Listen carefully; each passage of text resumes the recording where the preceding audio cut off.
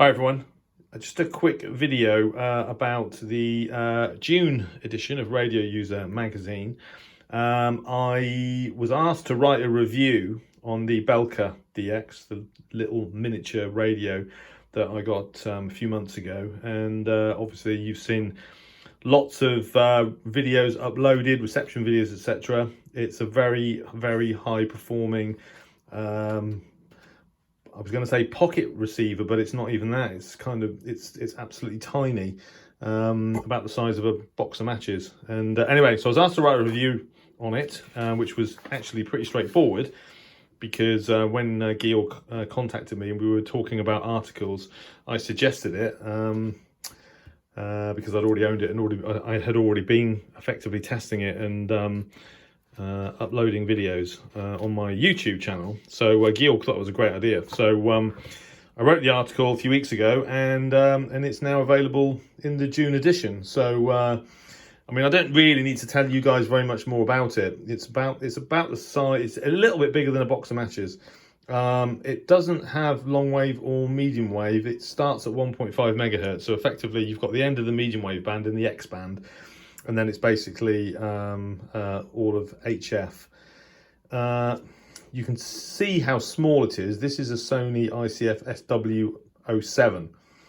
So those of you that aren't actually familiar with this radio, you can see it's tiny. Well, you can actually tell how big it is. That's a BNC connector for the external antenna. So it just tells you how large it is. Now, so the review covers the basic specifications, a little bit of the history of miniaturized shortwave receivers, which started in kind of 1988 with the Sony ICF SW1. I can remember as a teenager looking at images of the SW1 in probably Shortwave magazine, and just thinking how remarkable it was that a shortwave radio could be condensed into something that you can sort of fit in the palm of your hand.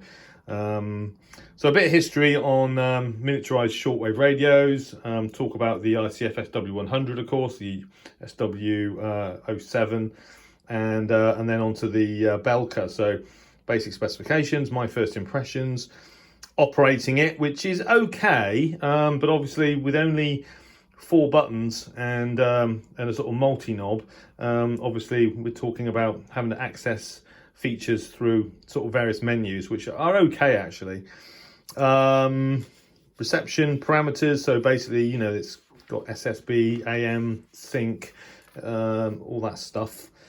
And then the performance, which is basically, so I tested it on the with the telescopic antenna the radio comes with, tested it with my Wellbrook, compared it to the Texan PL880, which, as a lot of you guys know, is one of the best portable shortwave receivers on the market.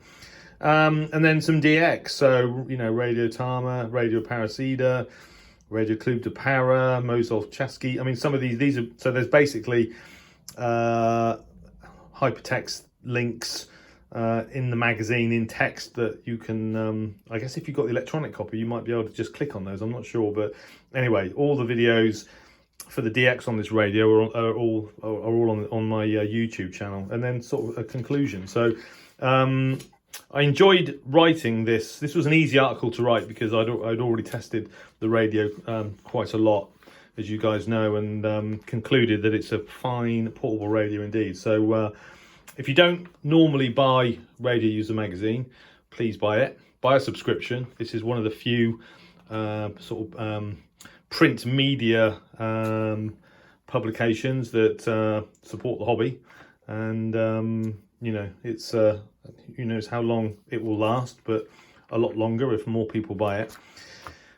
So that's the Belka DX. There's also a really interesting article by Anne Reed, 2 Echo India Golf Kilo Yankee, on scanning and her memories, and there's some really interesting comments here on some sort of classic scanners. So there's the AOR AR 2002, number 3, the Realistic Pro 2032. I remember that, looking at that in magazines.